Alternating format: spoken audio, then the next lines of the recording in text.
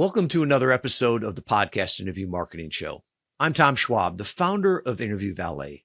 And today we're diving deep into the power of resiliency and reinvention. Our guest today is an Interview Valet client. See, Chad Foster knows what it's like to face life-changing challenges and turn them into opportunities. After losing his sight in his early 20s, Chad didn't just adapt, he thrived, becoming a leader in the corporate world and an inspiration to many. In today's episode, Chad sits down with his client account manager, Kristen Nolan, and shares his incredible journey from overcoming obstacles to embracing change and how these lessons can be applied to your business and your personal life. Whether you're a coach, a consultant, an entrepreneur, Chad's story will show you how to turn setbacks into comebacks and leverage adversity to build a stronger and more successful brand. Now, stick around because this is an episode you don't want to miss. Now, here's Kristen and Chad.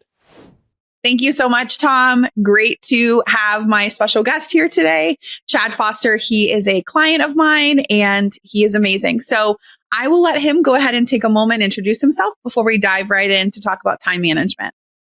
Hey, my name's Chad Foster, and I am a professional keynote speaker. I am a resilience leader. I'm also a totally blind black diamond downhill skier. I teach people about the anatomy of resilience through my keynote speaking, through my coaching programs, and my training workshops. And I'm also a published author. Really excited to be here today to talk to you all a little bit about what I do and hopefully how we can, get in front of folks and help other people achieve their full potential. You have such a cool story that I am so excited for us to dive a little bit more into it. So can you share a little bit about your current professional responsibilities and how podcast guesting fits into your overall schedule? Yeah, so my current professional responsibilities are actually very broad. I have my hat in lots of different things. So whether it's traveling for keynote presentations, lots of conferences, a pretty hectic travel schedule. So I don't know where I'm going to be, honestly, from day to day, from month to month. We get some pop-up events for the next month. A lot of times it's farther out, but oftentimes I'm in airports, I'm in hotels, I'm all over the place for different conferences as an opening and closing keynote speaker. I also do, like I said, coaching and things as an author and promotion and all these different things. And podcasting for me is really nice because it's flexible enough with what we have at our disposal, i.e., portable microphones, really good portable cameras. I actually use my iPhone as my camera. I have a setup where I turn my phone into a camera, so I don't have to pack an extra camera. So if I'm traveling to keynote, I can just honestly take a really compact microphone, throw it in my bag, get a little tiny mic stand, and it's very convenient for me to be able to do a podcast essentially anywhere I'm at, as long as I've got decent lighting and, lighting kits. I even have a portable lighting kit that I use too. But I think the really important thing from my point of view, at least, and maybe I'm a little biased because I'm blind, but it's the sound quality. And there are lots of mics out there today with really, really good noise reduction and echo reduction technology built into them that plug into your computer. So you don't have to have a soundproof room for it to sound really good. A lot of the microphones nowadays can do a lot of that heavy lifting for you. So you can do a really high quality sounding podcast in a hotel room. Perfect. I love that. Now, I will tell you, and we kind of talked on this a little bit when we first met, right? I don't typically advise my clients to, take podcasting and record on the road. However, you have a pretty amazing setup. Do you want to tell us a little bit more about like apps or things that have been beneficial to help you on the road, or specific, like what is your favorite tool that you have on the road that you can give us a little more insight on? I think for me, probably the most useful thing is obviously there's Zoom, and then I have OBS Studio that I have on my computer, a Windows computer. It's an open source tool for all kinds of different things. Honestly, you can use OBS Studio to change backgrounds. You can do a lot of that with Zoom, but you can also overlay lots of different feeds from video, from different audio, green screens. It has tons and tons of features. And the one that I probably use the most is the standard green screen, where I've got pictures and video that I overlay into my background. And then I also use the plugin to turn my iPhone into my camera, because the thing I kept going back to is, we could always upgrade our cameras. We want the latest and greatest technology so that the camera looks as crisp, the video looks as crisp as possible. But what's the best camera that we all have, that we all upgrade every 2 or 3 years? It's our phone. And so I thought, rather than buy a camera that I upgrade every 2 or 3 years myself and have to carry an extra something around, I've just turned my iPhone into my camera, and it just attach it through OBS. It works really seamlessly. And obviously I need a really good mic. I've got a really solid mic that I love to use, that I travel with. It does a really nice job with processing and getting rid of that echo reduction. I prefer, and it's not all that expensive either. It's a Shure MV7, Mike Victor 7. It's one I've gravitated towards. It just helps me sound better without a lot of effort. Yeah, absolutely. And if you're catching us on YouTube, you'll be able to see Chad's background that he mentioned, and get a little more information about that as well. So you'll see that the video quality is great, and obviously his audio quality is great as well. So thank you for sharing that. So you obviously have a very packed schedule with traveling and stuff. How did you decide it was time to integrate podcasting into your marketing strategy? Well, I think, anytime you're brand building, it's marketing is a huge, huge part of brand building. And so we've done lots of different things as part of the brand building strategy over the last, let's call it, what year are we in? 24. Gosh, probably 3 or 4 years. And so my book came out back in 21, and as part of that, I did some podcasting then when HarperCollins published the book. And there was a significant effort we put into public relations and all these things during the initial launch. And then we started working on different parts of brand building, like the advertising pieces, the PPC, whether that's, predominantly on Google. We've done social media. And the thing that we found is we've kind of hit the sweet spot of what it actually takes to drive demand, particularly for speaking and coaching.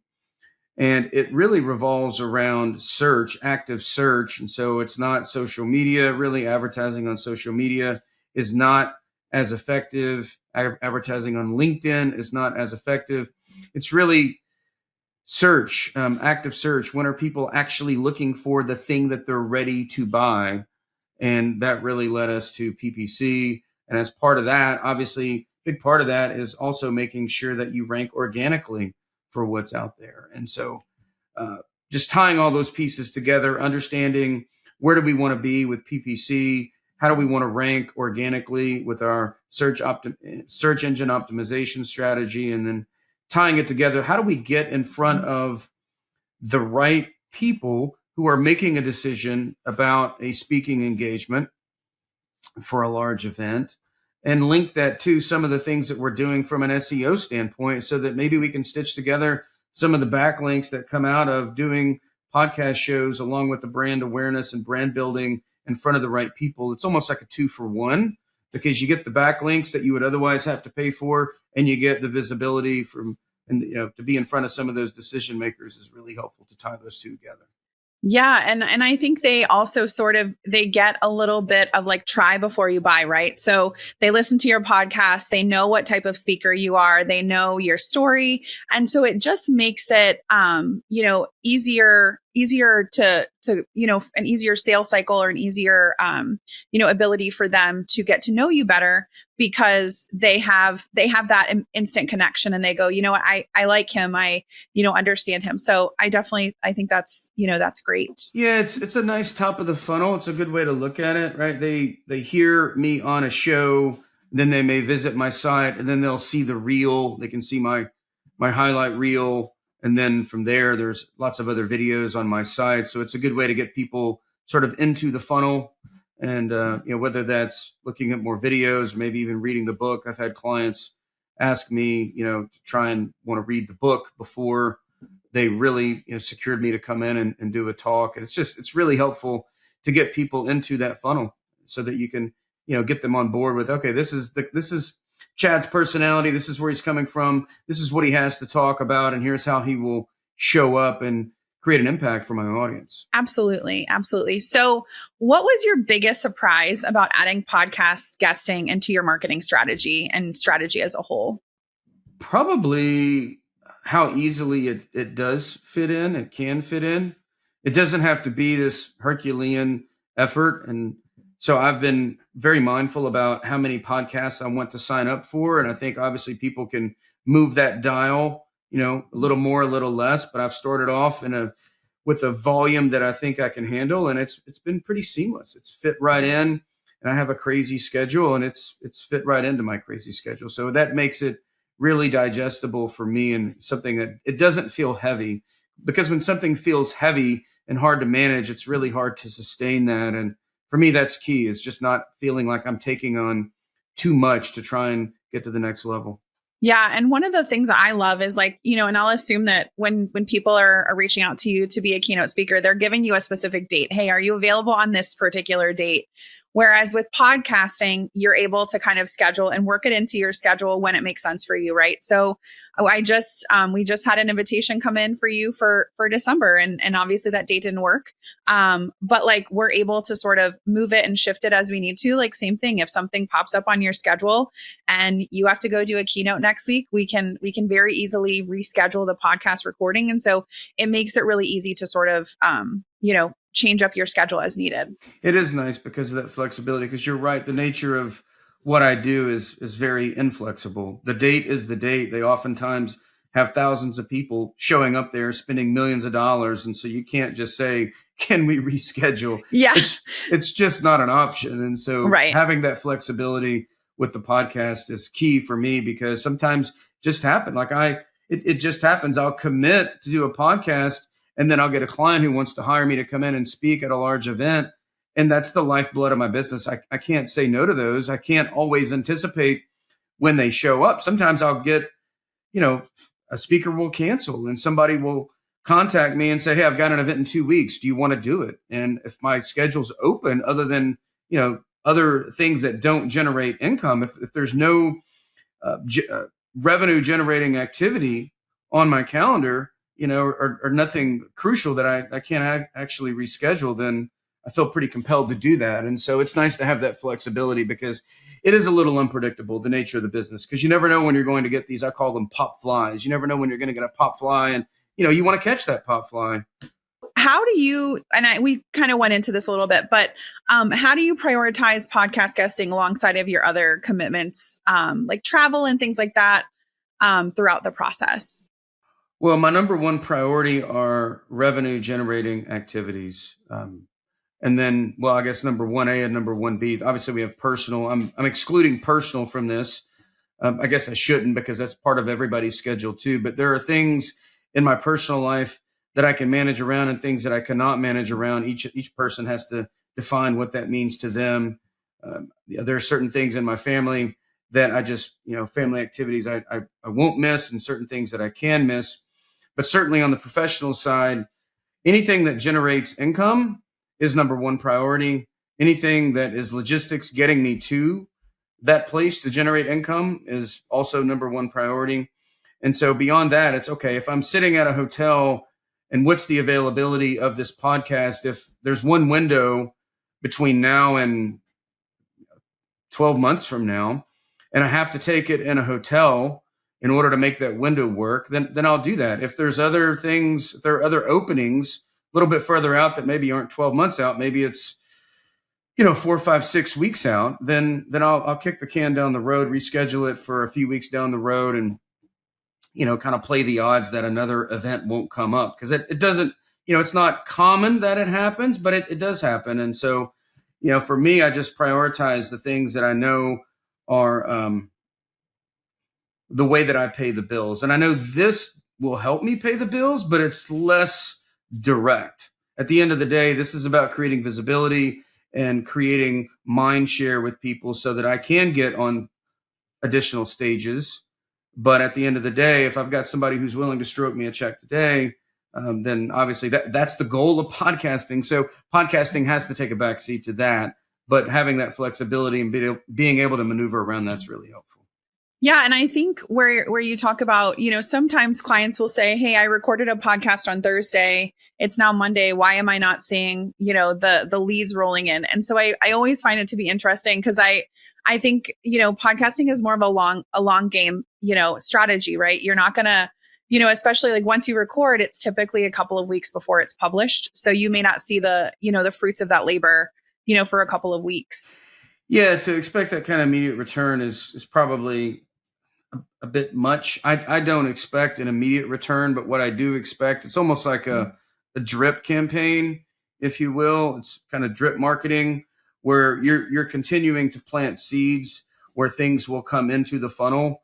And from that aspect, it's a little hard to measure. With ads, you can watch where your ads are going and where leads are coming in and which lead came from which ad and all these things, where this is more top of funnel than advertising. But at the end of the day, do you want to be in the business of running ads into perpetuity, or do you want to be in the business of having people come find you organically? I'd rather get to where people are finding me organically as opposed to me having to continue to pay for ads into perpetuity. So that's the long game. So I think podcasting is part of the long game play, whereas ads, they're easier to measure, but it's very much a short-term play. Yeah, absolutely. And I think, you mentioned before, like, posting on LinkedIn or posting on social media or, cold outreach, whereas podcasting is more of that warm outreach, right? They know who you are. They like who you are. They trust you because they have that initial relationship. And so I always say people do business with people they like. And so you have that, in the frame of things. So, well, and the other thing that really drew me to what you all offer specifically was a tool that I was told about. I'd never heard about it before, but basically you could point that tool at any website and that tool will tell you what the top podcast is that visitors to that website listen to.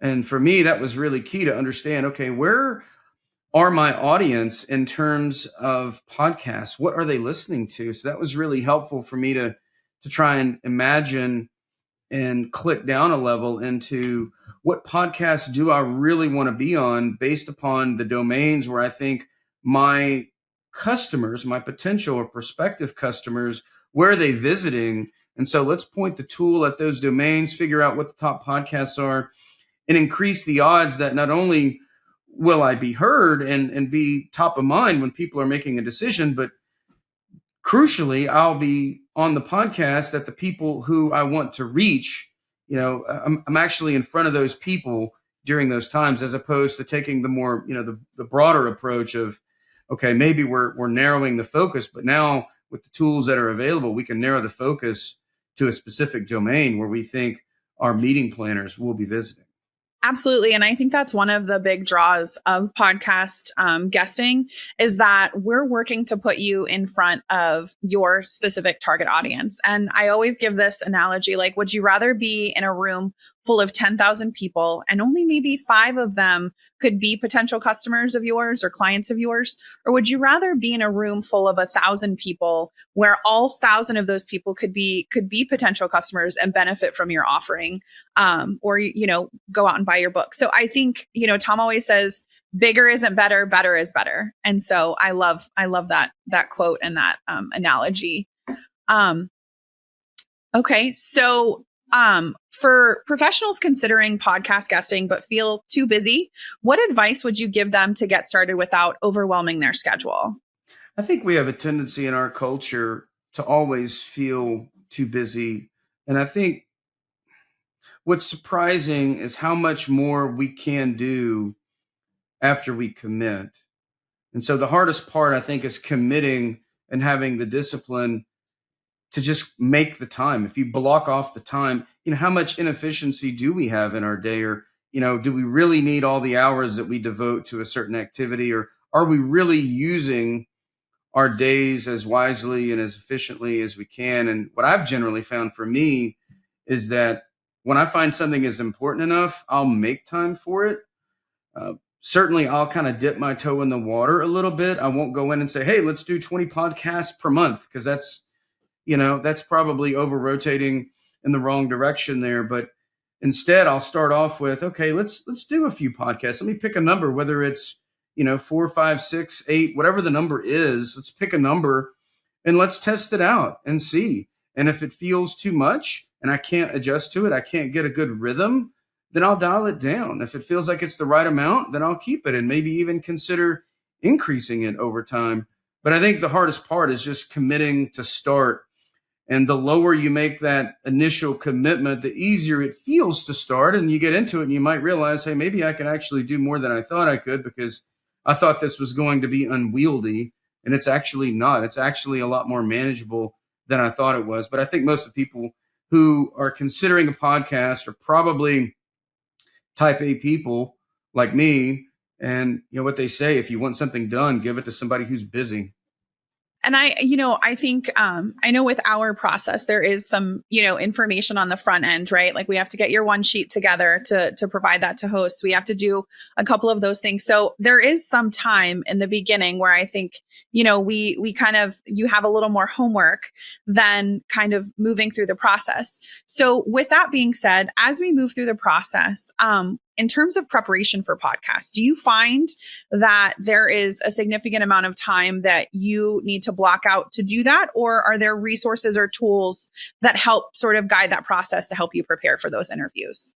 I honestly spend almost zero time preparing for mine. I will look at this. I don't know if this is good or bad, but I know my content so well. I mean, I speak for a living, so I know my content so well. I know it cold. What I have to understand in the 5 minutes before I join a podcast is, okay, what is the focal point of this podcast? What's the typical audience listening to this podcast? How do I want to frame my message? And, let me make sure I understand the logistics. Like, okay, who am I interviewing with? What's the landing page, redirect, all these like little things. But my story, my content is my story and my content. I've written a book. I've delivered hundreds of keynotes. If I don't know it by now, then I've got a real problem. If I'm spending a lot of time prepping for a podcast, I ought to be able to riff on wherever the podcast unfolds based upon my understanding of my subject matter. And that's why most people, I think, are wanting to look into podcasting, is they feel like they're a subject matter expert on some topic and they want to share that with the world. And so I think it can be, a very, very limited amount of time that you actually need to prepare for a podcast. Maybe the first few that a person has done takes a little more time because they're kind of getting into that rhythm, but no doubt over time, the level of commitment, the level of effort to prepare goes way, way down. And do you find that the brief sheets that we send prior to the shows are helpful as well to give you kind of a one-stop shop on, everything from the description to all the links and things like that? It does. Yeah, it really helps. That's what I like about your service is I feel like you all are spoon feeding me to an extent. And that's why I wanted to go with you, because I don't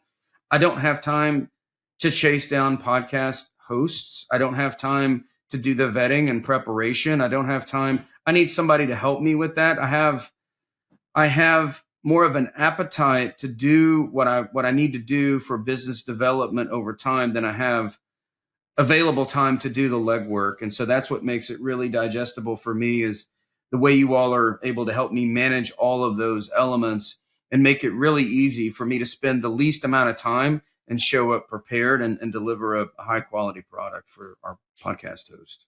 Absolutely. Absolutely. Thank you for sharing that. Well, that wraps up all the questions that I have for you today. Where can our listeners find you?